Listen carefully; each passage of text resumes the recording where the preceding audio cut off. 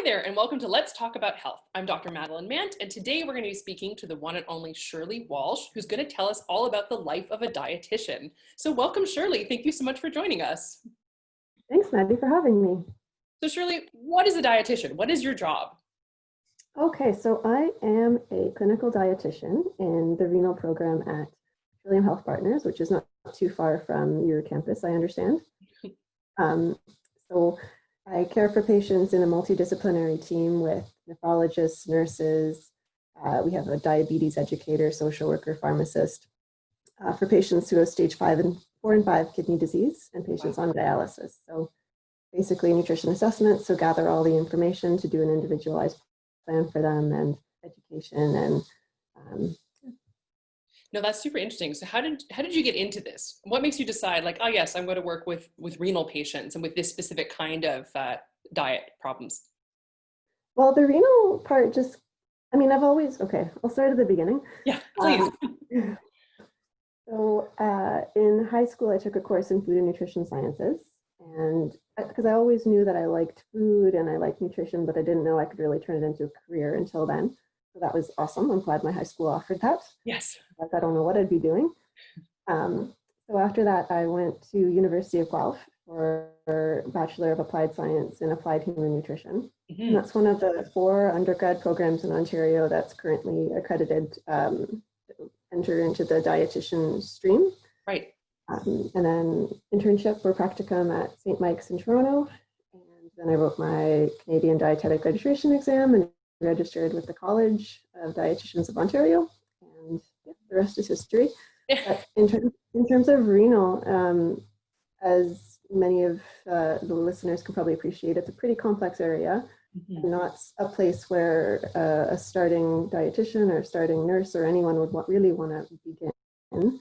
I actually applied for a job in general medicine. It's supposed to be a 5-month contract in general medicine, and the day before the interview they said, surprise, it's actually going to be renal.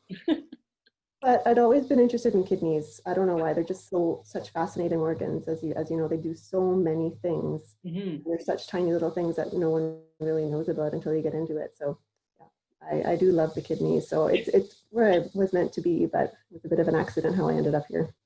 I love that. I think the pull quote from this will be, I do love the kidneys. I'll put that underneath the video. Yeah, no, so what kind of skills do you need as a dietitian? Like what do you learn to become a dietitian?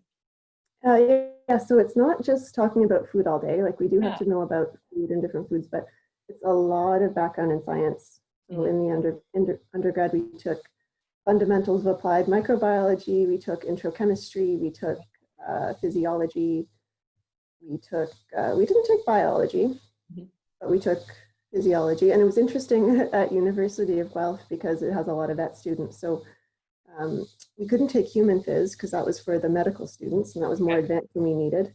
But the only other course they could give us was mammalian physiology. So in addition to learning about human organs, I also learned about, the kidneys of camels and yeah, so that was more than I needed to know, but that's the University of Guelph. Wonderful place to be. Yeah. Well, that's fascinating. Yeah.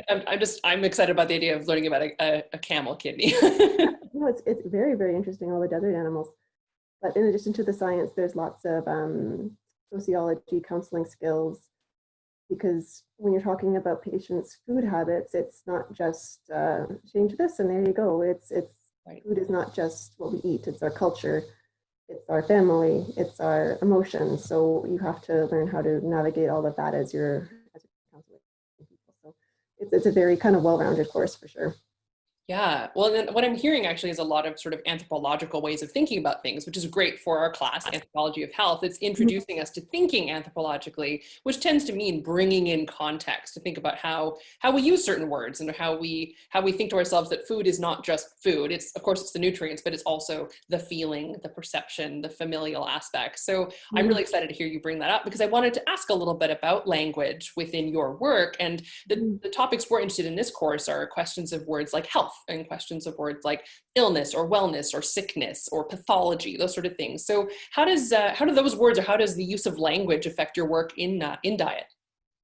It really, really makes a difference. So in terms of health, like you could define that as the absence of disease, but none of the patients I see would be healthy under that category. Okay. And in fact, when you think about the general population, probably everyone has something written under their medical history, right?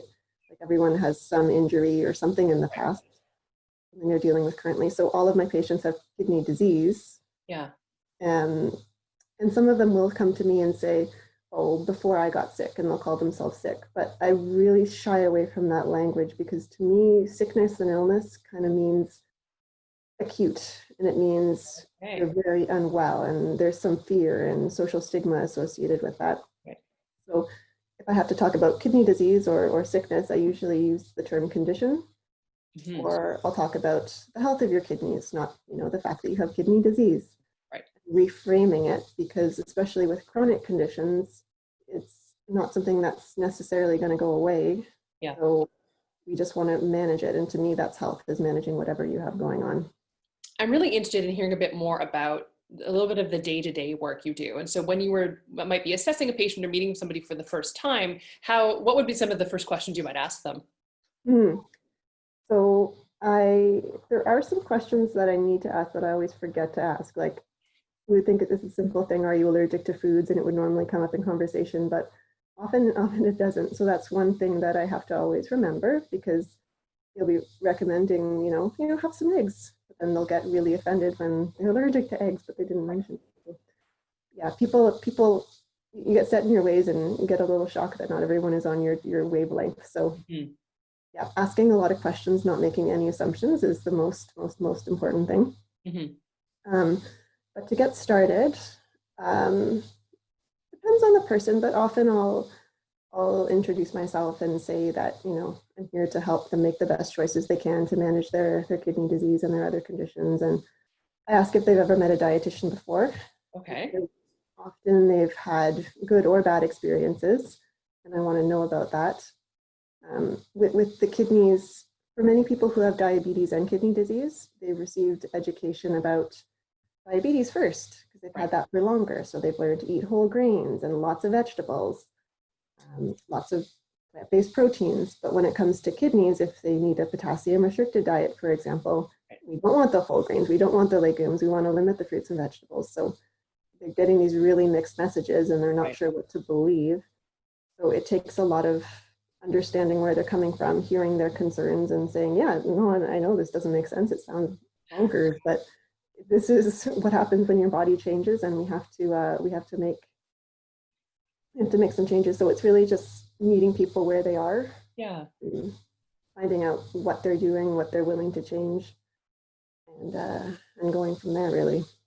Yeah, so I'm hearing a mix of having, microbiology skills and biology and anatomy, but also a lot of interpersonal skills and having some empathy and being able to sort of realize that of course it's going to be a dialogue and people are coming with expectations or sort of, maybe some preconceived notions. So that's really powerful, as well as things like allergies, really functional stuff too, that sounds like be really, really important to know.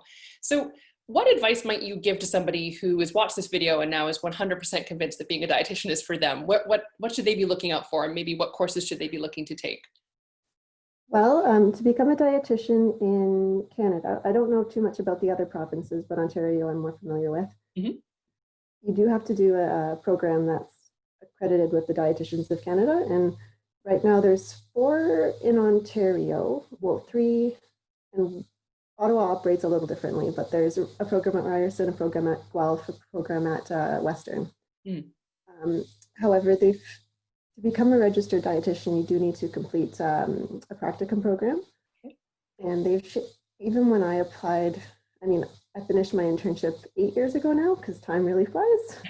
But even at that time, it was super competitive. But since then, they've made a lot of changes, and there's way, way, way fewer spots than there used to be.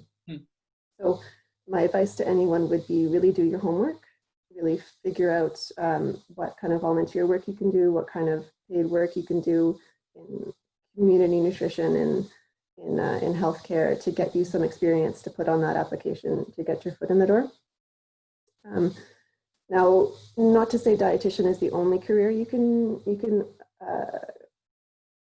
achieve in the field of nutrition. You can become a nutritionist. However, nutritionist, anyone can call themselves a nutritionist. It's not a protected title. So you have nutritionists who have many years of experience, but you also have people who call themselves nutritionists after a 1-week online course.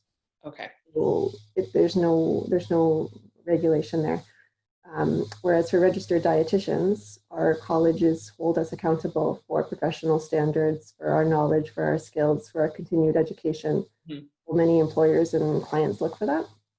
So as a nutritionist, your job opportunities may be more limited. Okay. Yes, definitely try and do your homework and get your experience and cross your fingers. And I hope the system changes, because really dietitians are a very important role to have. But with the current system, there's doesn't seem like they're going to create some kind of bottleneck there. Mhm. Unfortunately. Well, my hope is too that after this video series, we have a whole crew of people that want to become dietitians. I hope there's lots of spots for all of them. But I thank hope you. so. Yeah, definitely. It sounds like it's such an important aspect of healing and of ongoing health. But thank you so much, Shirley, for joining us today and for sharing your insights with us. And I want to also thank our audience for tuning in. And I want to say thank you, and we'll see you all next time on Let's Talk About Health.